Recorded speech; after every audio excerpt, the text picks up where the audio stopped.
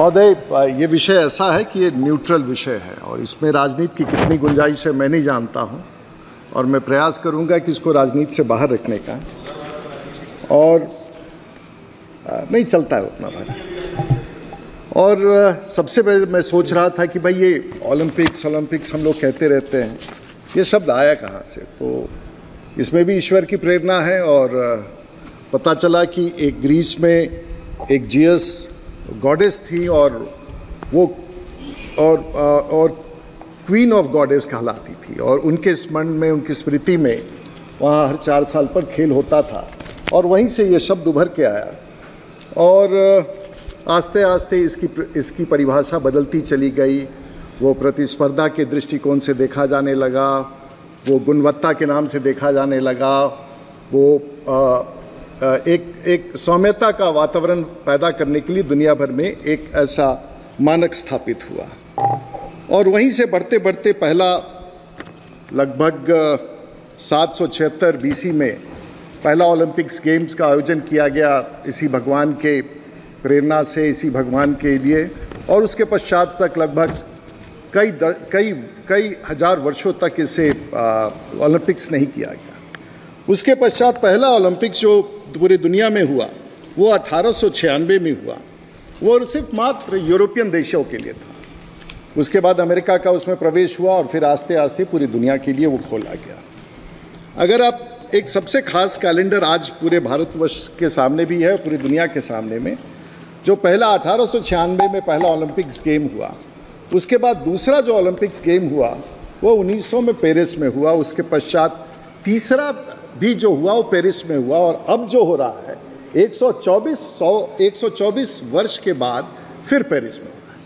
यानी कि कितने दशक निकल गए, so many generation passed away and the ethics of Olympics remains the same। और आज when we are talking about in this parliament, it is something which is, और पूरे दुनिया में सिर्फ ओलंपिक्स 2 या 3 बार नहीं हो पाया। एक तो फर्स्ट वर्ल्ड वॉर के समय नहीं हो पाया, उसको लोगों ने बंद कर दिया, और दूसरी 2 बार जब ओलंपिक्स नहीं हुआ वो वर्ल्ड वॉर 2 के समय, लगभग वो था 1940 और 44 में। तो दुनिया के इतिहास में मात्र 3 बार ओलंपिक्स नहीं हुआ है, वो 3 ओकेजन है। और उसके बाद ओलंपिक्स के भी श्रृंखला में परिवर्तन आया। फिर ओलंपिक्स एक ही समय 2 स्थानों पर हुआ करता था। पहला एक समर जहाँ पर गर्मी होती थी उसी समय, दूसरे क्षेत्र में जहाँ ठंड होता था तो वहाँ विंटर ओलंपिक्स के नाम पर एक ही समय में ओलंपिक्स 2 स्थानों पर होने लगा। और वो आकर के 1994 में ये प्रथा बदल दी गई। और ये प्रथा बदलने के बाद उसमें ये तय हुआ कि हर 2 साल पर अब ओलंपिक्स होगा। जो समर ओलंपिक्स होगा वो 2 साल पर होगा, और विंटर ओलंपिक्स 2 साल पर होगा। शायद बहुत लोग, तो हमारे मित्र लोग कह रहे थे कि भाई तैयारी नहीं है, हो सकता है हमारी तैयारी नहीं है, तो चलिए कम से कम विंटर ओलंपिक्स जो अगले बार होने वाला है उसमें हम सब लोग मिलकर अच्छी तैयारी करा दें। तो शायद आप सब भी चलेंगे और हम सब लोग भी सदन में बैठेंगे, तो हमारी तैयारी अच्छी हो, तो उसकी तैयारी हम लोग करा ले तो बहुत ही अच्छा है। और भारत की भागीदारी ओलंपिक्स में कब से है? और शायद हम लोग अंग्रेज़ों का जब यहाँ राज था तो सबसे पहला ओलंपिक्स में भागीदारी भारत का अंग्रेज़ों के शासन के दौरान 1900 में हुआ था, यानी कि आज से लगभग 124 साल पहले। और उस समय हुआ था, और उस समय भी हमें वहाँ पर उस समय भी एक एथलेटिक्स में नॉर्मन नाम का व्यक्ति था जो भारत का प्रतिनिधित्व कर रहा था, उसे एक सिल्वर मेडल मिला था। तो सोचिए 1900 में जब हमारा देश आज़ाद नहीं था, और उतना ही नहीं, आज़ादी के 3 बार पहले भारत को हॉकी में गोल्ड मेडल मिला है जब अंग्रेज़ों का शासन था। और आज़ादी के तुरंत बाद 1948 में भी भारत को गोल्ड मेडल मिला है। अब ये सोचना होगा कि 1948-50, अब आप कहिए कि राजनीति कर रहे हैं, 1950 से लेके 2014 तक हॉकी में तो हम लोग कभी गोल्ड मेडल लेके नहीं आए, और हमारा शासन तो था नहीं।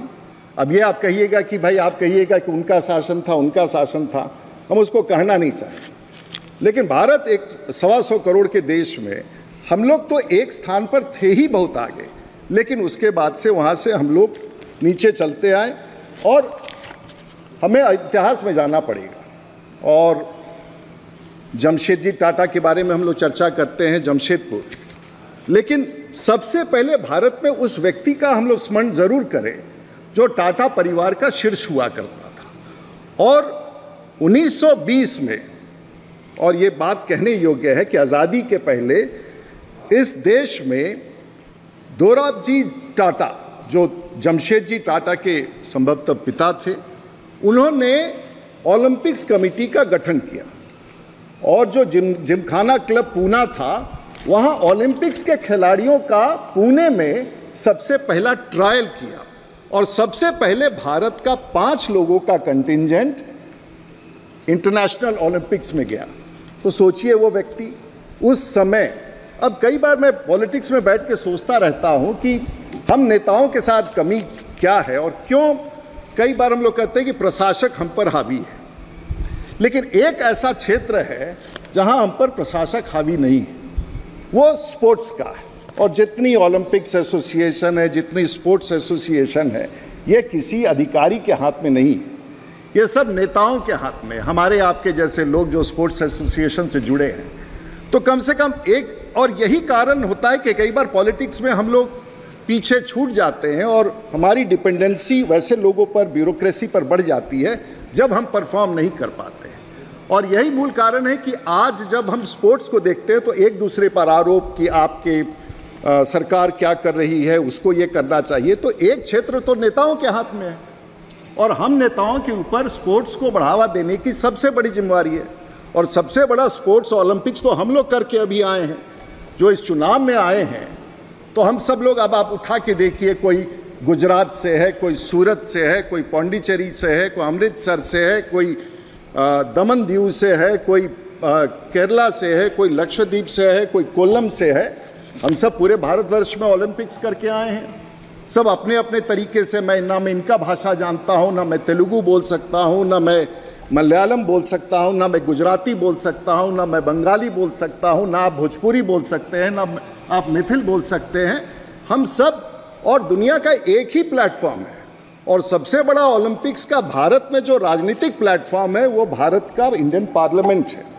और इस पार्लियामेंट में शायद लोग समझ ना पाए, लेकिन जिसकी भाषा अलग हो, जिसकी बोली अलग हो, जिसका रहन सहन अलग हो, जिसका पारिवारिक परिवेश अलग हो, वो सब पूरा भारत आके यहाँ बैठता है।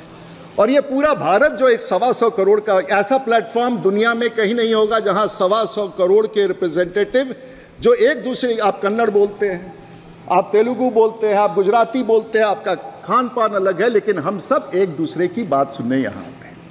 और अगर ये प्लेटफॉर्म हमारे बीच में से एथलीट्स नहीं तैयार करके ओलंपिक्स खेलों में पहुँचा सके तो शायद चिंता का विषय है और उस पर हम सब लोगों को विचार करना चाहिए। महोदय, मैंने कहा था कि पहले भी मैंने आपको बताया कि कई सारे ऐसे विषय हैं कि स्पोर्ट्स के मामले में हम सब लोगों के बीच में राजनीति कुछ अधिक है। और 1948 में जब हमें आज़ादी मिला तो उस समय हम लगभग पहली बार जब हमारा कंटिंजेंट गया तो 86 लोगों का कंटिंजेंट गया। उसमें एथलेटिक्स था, बॉक्सिंग था, साइकिलिंग था, हॉकी था, फुटबॉल था, स्विमिंग था, वाटर पोलो था। तब इस देश में इतने सारे स्पोर्ट्स थे, लेकिन उसके बाद भी हम उसको गति नहीं दे पाए। थोड़ा चिंता ज़रूर होगा और हम सब लोगों को कुछ आंकड़े अपने पास रखने चाहिए, क्योंकि हम सब बच्चों के बीच में बैठते हैं, स्कूल कॉलेज में जाते हैं, तो प्रेरणा देने के लिए बातें तो कहनी ही पड़ेगी, उत्साह तो बढ़ाना ही होगा। तो अब ये उसको अदरवाइज मत लीजिएगा। हमारी सरकार लगभग 10 साल और 5 साल और आगे न जाने कितने वर्ष रहेगी। हम लोगों ने आज़ादी के बाद से आज तक लेके मात्र 26 मेडल जीते हैं और 2014 के बाद 9। मैं नहीं कहता हूं कि बहुत बढ़िया है, लेकिन समकक्ष रूप से हमारे देश में स्पोर्ट्स का विस्तार हो रहा है और हमारी खिलाड़ी अच्छा भी कर रहे हैं। लेकिन हम सब लोगों को याद रख करके कहीं ना कहीं तुलना भी करना पड़ेगा, और वो तुलना इस प्रकार से है कि जमाइका, जिसकी आबादी 28 लाख है, वो लगभग 88 मेडल ले जा चुका है, जिसमें से 26 गोल्ड है। इथियोपिया, जिसकी आबादी 126 मिलियन है, हमारे बिहार से भी छोटा देश है, वहाँ लगभग 58 मेडल्स, गोल्ड 23। साउथ अफ्रीका, जिसकी आबादी 60 मिलियन है, हमारे जिला से दुगुने साइज का होगा बिहार में, अगर सारण जिला से दुगुना किया जाए। वहाँ लगभग 91 मेडल्स, गोल्ड 27। ताइवान जिसकी आबादी 23 मिलियन है, उन्होंने 120 मेडल लिए हैं, जिसमें से 28 गोल्ड। अमेरिका का छोड़ दीजिए, जर्मनी का छोड़ दीजिए, फ्रांस का छोड़ दीजिए, रशिया का छोड़ दिए, यूएसए दुनिया में सबसे ज़्यादा, उसके बाद जर्मनी, उसके बाद फ्रांस, उसके बाद रशिया, ये सूची अलग है। हम लोग अपने आप को तो कई बार कमज़ोर महसूस भी करते हैं, लेकिन हमें विश्वास है कि देश के प्रधानमंत्री जी के नेतृत्व में और आने वाले दिनों में हमारे बीच में जो प्रतिस्पर्धा है, लेकर के हम उसे आगे बढ़ेंगे। और इसका एक वाणिज्यिक दृष्टिकोण भी है अध्यक्ष महोदय। वाणिज्यिक दृष्टिकोण है कि अगर आप एक ओलंपिक्स की तैयारी करते हैं तो निवेश जो उस देश में आता है, हम लोग अगर लंदन ओलंपिक्स की बात देखें तो 1.25 लाख करोड़ का निवेश आया 3 साल के भीतर। रियो का अगर हम देख लें, जहां ओलंपिक्स हुआ, वहां लगभग 1,12,000 करोड़, टोक्यो ओलंपिक्स में 1,07,000 करोड़। तो बहुत निवेश आता है और निवेश के साथ साथ आने वाले दिनों में कई चीज़ों का विस्तार होता है। कॉमनवेल्थ गेम्स के बारे में हम लोग बहुत कुछ चर्चा करते हैं, कमियां हुई होंगी, जांच बैठा होगा, लोग जेल गए होंगे, लेकिन अंततः इस बात का तो हमें स्मरण करना ही पड़ेगा कि एक बड़े इवेंट के आने के कारण, आज मुझे याद है जब मैं इस देश में सिविल एविएशन मिनिस्टर था और मैं वाजपेयी जी की सरकार में कैबिनेट में था, तो उस समय जब बात हो रही थी और ये 2000 कॉमनवेल्थ गेम्स शायद 10-11 के आसपास आया हो, उस समय जब मैं माननीय प्रधानमंत्री जी के पास उस समय गया तो मैंने उनसे कहा कि साहब आने वाले, उस समय कॉमनवेल्थ गेम्स की चर्चा शुरू हो गई थी, और जब हमने उस समय कहा कि, और उस समय ब्रजेश मिश्रा शायद उनके प्रिंसिपल सेक्रेटरी, हाँ वही हुआ करते थे, उनके सामने बात हो रही थी। मैं उस समय नया मंत्री बना था भारत सरकार में, सिविल एविएशन का प्रभार था, और जब मैंने कहा कि आने वाले दिनों में भारत में कॉमनवेल्थ गेम्स होने वाले हैं, हमें नई एयरपोर्ट्स की ज़रूरत होगी, वाजपेयी जी ने उस विषय को सुना। उन्होंने कहा रूडी जी ये क्या कर रहे हैं? हमने साहब इन्हें प्राइवेटाइज करना होगा, बड़ा एयरपोर्ट बनाओ। और उस समय में 2003 में अटल बिहारी वाजपेयी ने कहा कि रूडी जी जो बात कह रहे हैं, अगर देश को बढ़ाना है, देश में कॉमनवेल्थ गेम्स होगा, देश में ओलंपिक्स होगा, तो हमें खूबसूरत हवाई अड्डों की ज़रूरत पड़ेगी। और उसी दिन उस हवाई अड्डा का, चाहे वो दिल्ली और मुंबई हवाई अड्डा हो या बेंगलोर देवनाली हो या शमशाबाद हैदराबाद हो, उस दिन अटल बिहारी वाजपेयी ने उसका नींव रखा, क्योंकि उन्हें लगा कि आने वाले दिनों में कॉमनवेल्थ गेम्स हो। आज अगर देश के प्रधानमंत्री 2036 के लिए ओलंपिक गेम्स का बिड करना चाहते हैं, साहब भारत में गुजरात भी है, बिहार, आपने कहा बिहार में, हमारे मित्र वहाँ बैठे हुए हैं।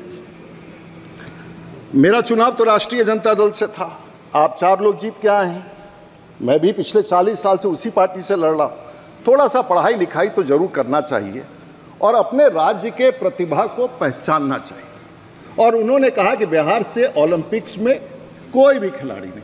महोदय मेरा आपसे एक विनती है, हमारी एक बेटी है, वो बिहार में एमएलए है, उसका नाम श्रेयसी सिंह है, और वो ट्रैप शूटिंग में पेरिस में ओलंपिक्स के खेलों में जा रही है, तो उसका आप संशोधन कर लीजिए, आप भूल गए। और हमारी बेटी है वो, दिग्विजय सिंह इस सांसद हुआ करते हैं, उनकी बेटी है, ट्रैप शूटिंग में एमएलए है वो, और वो एमएलए हमारे यहाँ जा रही है, तो थोड़ा संशोधन कर लीजिए। राष्ट्रीय जनता दल के लोगों से मेरा अनुरोध है कि थोड़ा पढ़ाई लिखाई शुरू कीजिएगा तो ठीक ठाक रहेगा इसका। Very good. लेकिन इतना चलता है राजनीति में, कोई बात नहीं, ये सब हम लोग थोड़ा सीनियर हैं, आप आए हैं तो हम लोग गाइड कर देंगे, कोई दिक्कत नहीं। नहीं ठीक है, सब इतना मतलब थोड़ा बहुत तो चलता ही है। तो दिग्विजय से अब आप लोग कहते हैं कि मेरिट, तो हमारे सामने एक टोपी पहन के व्यक्ति बैठे हैं, किसी को पता ही नहीं है हाउस में, इस सदन में भी तो ओलंपियन बैठा हुआ है, प्रसून बनर्जी साहब बैठे हुए हैं, ये भी ओलंपिक्स के खिलाड़ी हैं, बधाई देना चाहिए इनको। इनके साथ असलम शेर खान, नहीं याद होगा, असलम शेर खान जो मंत्री भी रहे, हॉकी में हमारे ओलंपियन रहे हैं। पीटी उषा हमारे बीच में आई, एथलेटिक्स में ओलंपियन रही हैं।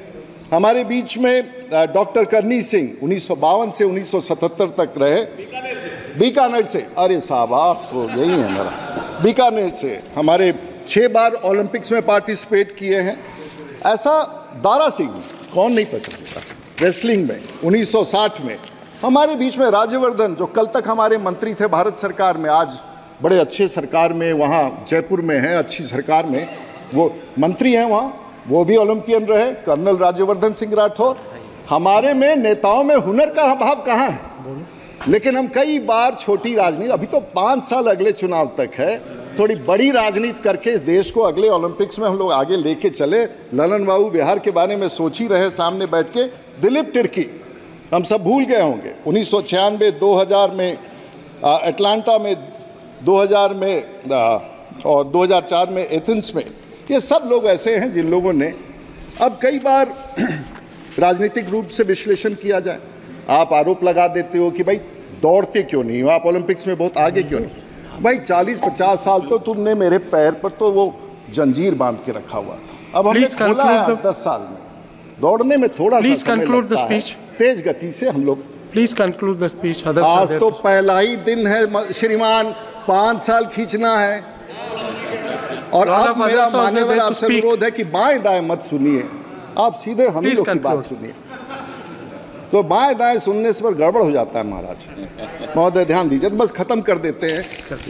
अब तो थोड़ा ही समय अभी शुरू हुआ, अभी तो 5 साल काटना है महोदय, तो थोड़ा थोड़ा करके तो इंट्रोडक्शन तो होने दीजिए।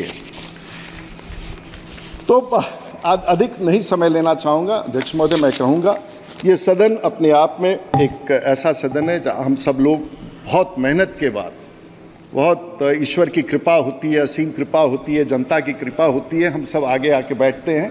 लगभग 250 पौने 300 ऐसे सदस्य थे जो हमारे साथ बैठते थे, क्योंकि राजनीति महोदय इसलिए बोलना जरूरी है कि बाकी सब चीज़ों में फेयरवेल होता है। अफसर रिटायर करते हैं तो फेयरवेल होता है, आप टीचर रिटायर करते हैं तो फेयरवेल होता है। पॉलिटिक्स ऐसा जगह है जहां यहाँ हारे आप, दोबारा आपका दर्शन नहीं हो पाएगा, आपका फेयरवेल नहीं होता है। कैबिनेट मिनिस्टर जो हार के चले गए, जो कल तक आगे बैठते थे, जो वहाँ माननीय सांसद वरिष्ठ लोग थे, वो हार के चले गए। यहाँ किसी का फेयरवेल नहीं होता है। तो जिस सदन में महोदय फेयरवेल नहीं होता है, उसमें कम से कम बोलने की पूरी अनुमति तो दे के रखिए। हाँ, अब माइग्रेशन थोड़ा बहुत होता है लोकसभा राज्यसभा में, लेकिन फेयरवेल नहीं होता है पॉलिटिक्स में समाप्त होता है। चीफ मिनिस्टर होते हैं, उसके बाद जीरो हो जाते हैं और कोई फेयरवेल नहीं होता है। तो अधिकारियों से हम लोग की तुलना जब होती है तो मार्जिन बड़ा कम होता है, हम ये नहीं कहते, लेकिन जिसका फेयरवेल नहीं होता है उसकी मान्यता अधिक होती है, क्योंकि हम बड़ा रिस्क लेके आते हैं। हम लोग बड़े मेहनत करके 5-5 साल 10-10 साल गांव देहात में उन शब्दों को सुन करके, अभी हमने अपने यहाँ एक कंपटीशन कराया, देश का पहला, मेरे यहाँ देश का सबसे सुंदर तालाब है, उसको सजाया और उसमें ग्रामीण क्षेत्र का तैराकी प्रतियोगिता कराया। हमारे तो सुमेर वहाँ दिखाई दे रहे थे, हुनर तो वहाँ दिखाई दे रहा था, लेकिन 0.1% अगर हम लोग पैसा खर्च करेंगे, पैसे का अभाव है, 100 वर्ष सरकार की कमिटमेंट्स हैं, लेकिन फिर भी हम विश्वास दिलाते हैं कि भारत की सरकार और हमारे मंत्रिमंडल और हमारे देश के प्रधानमंत्री 2034 की तैयारी है। हम सब लोग के मिलजुल करके ऐसा एक दुनिया में अभियान चलाना चाहिए कि 2000 माझी जी हमनी के भी ऐसा अभियान चलावे के चाहिए कि पूरा दुनिया में भारत का जो पहचान बना है, 2034 का ओलंपिक्स भारत में हो, चाहे जहां हो, गुजरात में हो, औरंगाबाद में हो, बिहार में हो, लेकिन ये प्रेरणा और ये मोमेंटम बनाना चाहिए पूरी दुनिया में। और आज देश के प्रधानमंत्री के नेतृत्व में ऐसा वातावरण बना है। हम सभी सांसदों को खेल के मामले में आगे बढ़ चढ़ करके इस देश के उस गौरव को प्राप्त करने के लिए 2034 में हम लोग कितने लोग यहाँ रहेंगे कोई गारंटी नहीं है, लेकिन आज हम योजना बनाएंगे और 2034 का बिड लेंगे तो शायद ये आपकी बात और हमारी बात आने वाले तैयारी की गौरव बढ़ा सकेगी। इन्हीं शब्दों के साथ मैं आपका आभार व्यक्त करता हूँ। धन्यवाद। वीके न्यूज़, राष्ट्र के नाम।